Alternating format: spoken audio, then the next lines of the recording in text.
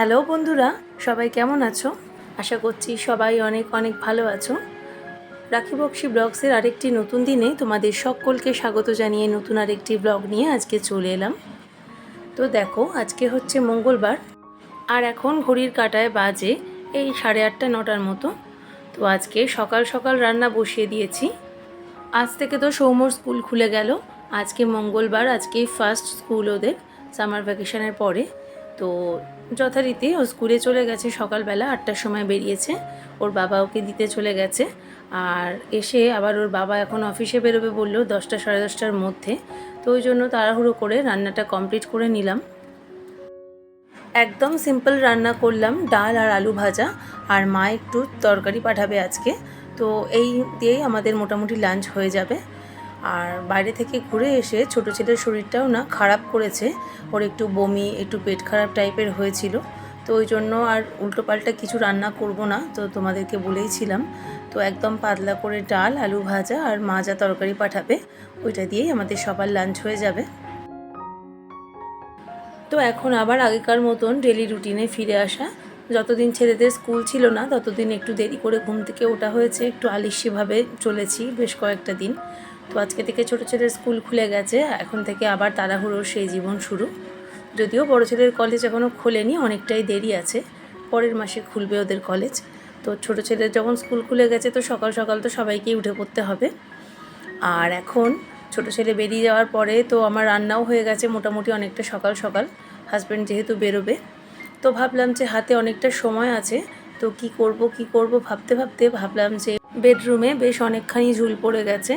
তো ভাবলাম এখন পরিষ্কার করার সময় পেয়েছি, ছোটো ছেলেও বাড়িতে নেই, তো এখনই এই কাজটা করে নেব। আর পাখাটাও অনেক দিন পরিষ্কার করা হয়নি। বাইরে থেকে ঘুরে এসে ওই হালকা হালকা করে একটু ঝাড়াঝাড়ি করে নিয়েছিলাম ঘরদোর।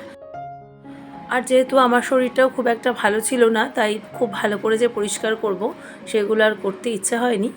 তো এখন ঝাড়নটা দিয়ে ভালো করে দেয়ালে অনেকটাই ঝুল পড়ে গেছিলো, আর পাখাটাও তো প্রচণ্ড নোংরা হয়ে গেছিলো।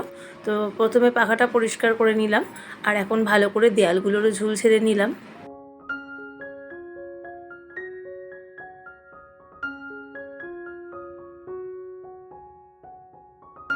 তো ওই দিকের দেওয়ালের ঝুলগুলো সমস্ত ঝেড়ে নিয়েছি। আর এবার একটা চেয়ার নিয়ে চেয়ারের ওপরে উঠে দাঁড়িয়ে পড়লাম। আর ঠাকুরের সিংহাসনের ওপরটা বেশ ভালো মতোই ঝুল হয়েছে, তো সিংহাসনটাকেও খুব ভালো করে ঝেড়ে আর এই কর্নারের দেওয়ালগুলোতেও খুব ভালো করে একটু ঝাড়ুন চালিয়ে ভালো করে পরিষ্কার করে নেব।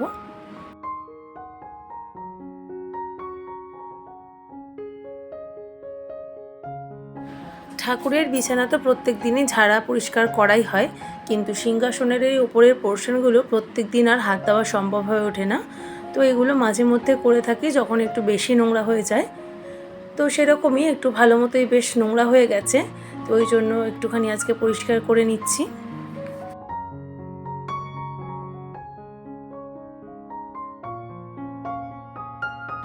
তো দেয়ালের সমস্ত ঝুল ঝাড়া পরিষ্কার করা হয়ে গেছে, আর এখন শুধু ওয়ার্ড্রোবের মাথাটা পরিষ্কার করা বাকি রয়েছে। তো ভাবলাম সিংহাসনটা যখন ধরেইছি তখন ঠাকুরের বিছনাগুলো একবারেই ছেড়ে একবারে পরিষ্কার করে দিই। ওই জন্য রেগুলারে যে ঠাকুরের বিছনা বালিশ ঝাড়া পরিষ্কার করার কাজটা সেটাও এখন করে ফেলছি। আর এরপরে লাস্ট কাজ হচ্ছে ওয়ার্ড্রোবের মাথাটা আর ওয়ার্ড্রোবটা খুব ভালো করে ছেড়ে পরিষ্কার করে নেওয়া। তাহলেই আমার মোটামুটি বেডরুমের সমস্ত ফার্নিচার আর বেডরুমের দেওয়াল সমস্ত ঝুল ঝাড়া পরিষ্কার করা, ডাস্টিংয়ের কাজ সমস্তই কমপ্লিট হয়ে যাবে।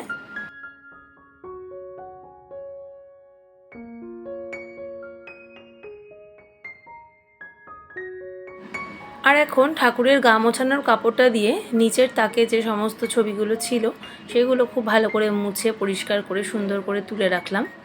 তো ঠাকুরের সিংহাসনের কাজ আমার মোটামুটি সব কমপ্লিট।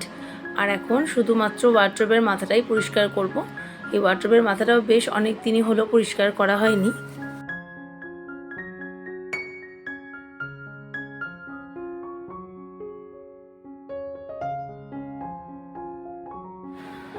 আর এই শোকেস টোকেস এই ফার্নিচারগুলো তো প্রত্যেক দিনই পোছা হয়, পরিষ্কার করা হয়, তো ওই জন্য এখানে খুব একটা বেশি ময়লা পড়েনি।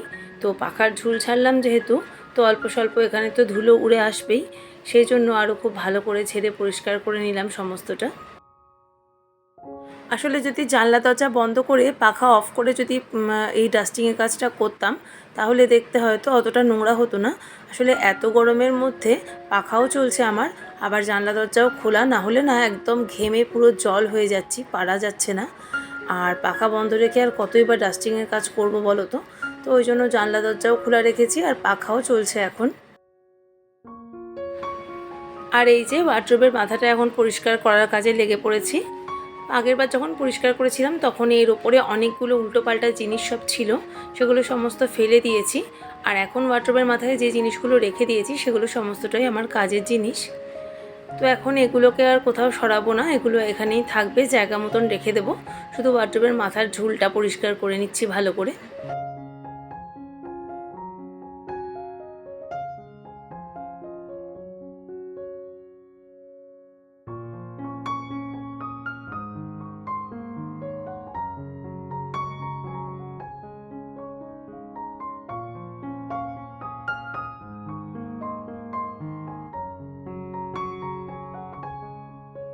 তো প্রতিদিনের মতো তোমাদের আরও একবার একটা কথা মনে করিয়ে দিই, তোমরা যারা এই মুহূর্তে আমার ব্লগগুলো দেখছো, যদি আমার ব্লগে তোমাদের কিছু ভালো লেগে থাকে তো প্লিজ একটি লাইক কমেন্ট করে জানিও।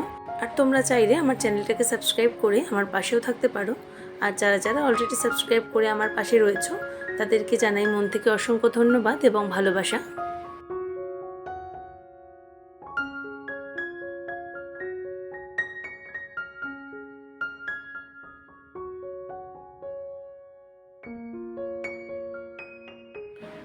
তো মোটামুটি হয়ে গেছে আমার বেডরুমের সমস্ত ডাস্টিংয়ের কাজ কমপ্লিট। আর এখন এই যে সমস্ত ব্যাগপত্র আর টুকটাক যে সমস্ত জিনিসের ওপরে এই যে ধুলো নোংরাগুলো পড়লো, এইগুলোকেও একবার ছাড়ন দিয়ে সমস্ত পরিষ্কার করে নিচ্ছি। আর এখন এই দরজার পিছনটাও ভালো করে ঝুলটা পরিষ্কার করে নিচ্ছি। ওয়ার্ড্রোবের মাথা থেকে যে ঝুল ঝাড়ার নোংরাগুলো পড়লো সেগুলো দেখো এখানে দরজার পিছনে হ্যাঙ্গারে রাখা জামা কাপড়ের ওপর বেশ অনেকটাই পড়েছে। তো এই জায়গাটাকেও পরিষ্কার করে সমস্ত গুছিয়ে নেব।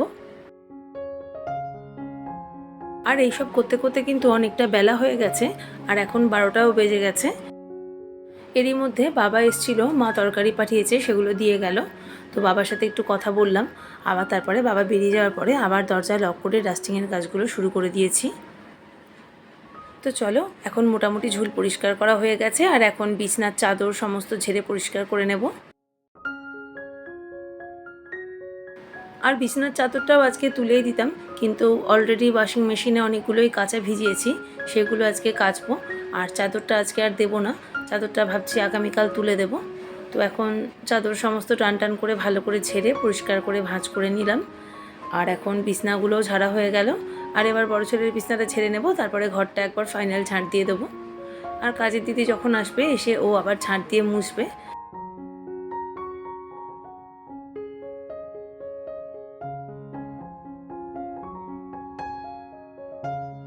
আবার বেশ কয়েকদিন ধরে দেখছি জানো তো আমাদের এসিটাও একটু গন্ডগোল করছে, এসিটায় ঠিক মতন হাওয়াটা বেরোচ্ছে না, ঠান্ডাটা বেরোচ্ছে না। তো আবার লোক ডাকতে হবে। তো আমার ভাইয়েরই একটা বন্ধু এসি সার্ভিসিংয়ের কাজ করে, তো ওকেই ডেকে পাঠিয়েছি, ও চলে আসবে 2-3 দিনের মধ্যেই মোটামুটি। তো ওকে একবার দেখিয়ে নেবো, দেখিয়ে আবার এসিটায় কি প্রবলেম হচ্ছে। এত গরমে যদি এসি মানে ঠিক মতন কাজ না করে তাহলে ভাবো কী অবস্থা হবে। তো যাই হোক, এখন বড় ছেলের বিছনাটা সমস্ত ঝেড়ে পরিষ্কার করে নিলেই আমার সমস্ত সকালের দিকের কাজগুলো কমপ্লিট হয়ে যাবে।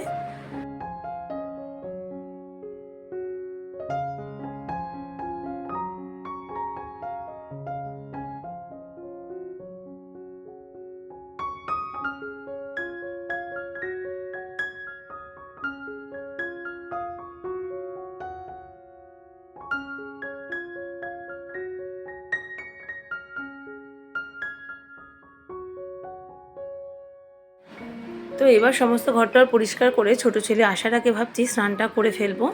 তো এই যে কাঁথা টাথাগুলো বিছনায় থাকে, তো এগুলোকে এখন ভাঁজ করে জায়গা মতন রেখে দেবো। তো চলো এই সমস্ত কাজগুলো কমপ্লিট করে আমি স্নানটা করে নেব, তারপরে বিকেলবেলা আবার একটু বেরোতে হবে। তো আজকে ওকে বিকালবেলা আঁকার স্কুল নিয়ে যাব। আঁকার স্কুলে স্যারকে ফোন করেছিলাম, এর আগে ওর মাঝে অনেকগুলো ক্লাস করা হয়নি আঁকার স্কুলে। তো ভাবলাম যে আজকে যখন ক্লাস করানো হবেই ওখানে, তো এক্সট্রা একটা ক্লাস করিয়ে নিই। তো ওর বাবা বললো ওকে স্কুল থেকে এনে দিয়ে তবেই অফিসে যাবে। তো বিকেলবেলা ওকে আমাকেই নিয়ে যেতে হবে আঁকার স্কুল। তো এখন ফাইনালি ঘরটাও ঝাঁট দিয়ে দিচ্ছি। আর এখন কিন্তু 12:30 মতো বাজে। আর এই ঘরটা ঝাঁট দিয়েই আমি স্নান করতে চলে যাব। ছোটো ছেলেও চলে আসবে এক্ষুনি।